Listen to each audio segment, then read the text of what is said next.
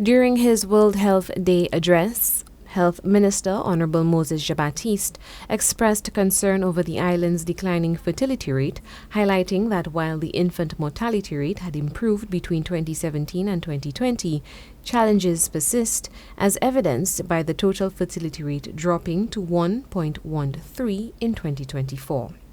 In an exclusive interview with Choice News Now Prime, former director of the Central Statistical Office and consultant statistician Edwin St Catherine says despite the rate being equivalent to the island's death rate, this figure can hinder the nation's development.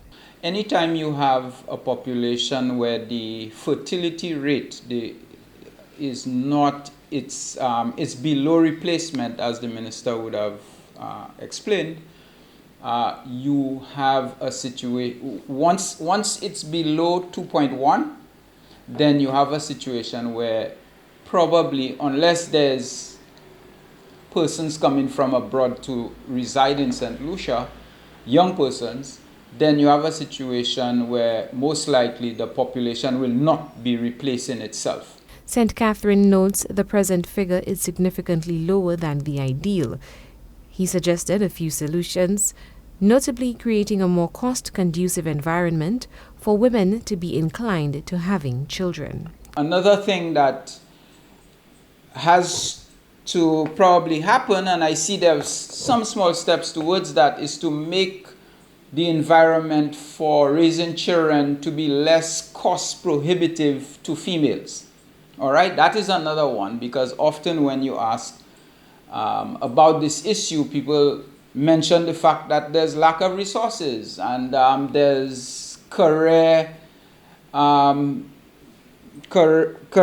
inhibitions towards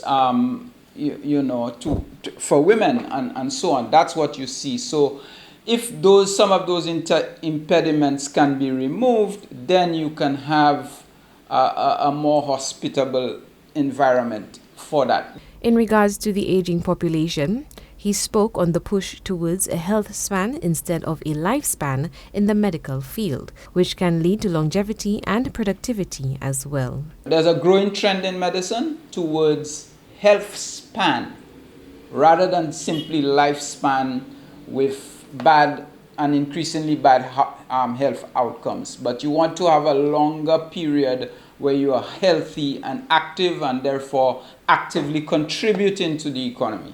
So that is something that is very important. Focus on health for older people so they can continue for as long as possible to be productive contributing members. And there is a place and need for young minds to contribute to the nation's development. It is their innovation and adaptability that is key to navigate the constant changes and challenges of life. That's where usually most of the new ideas come from. The disruptive ideas, some of the most productive ones, come from those types of people.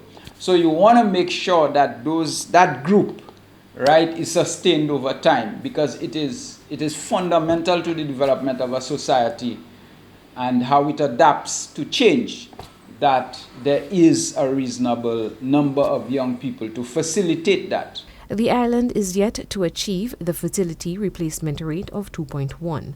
The last record of this, St. Catherine says, was in 2000. For Choice News Now, I am Chelsea Austini.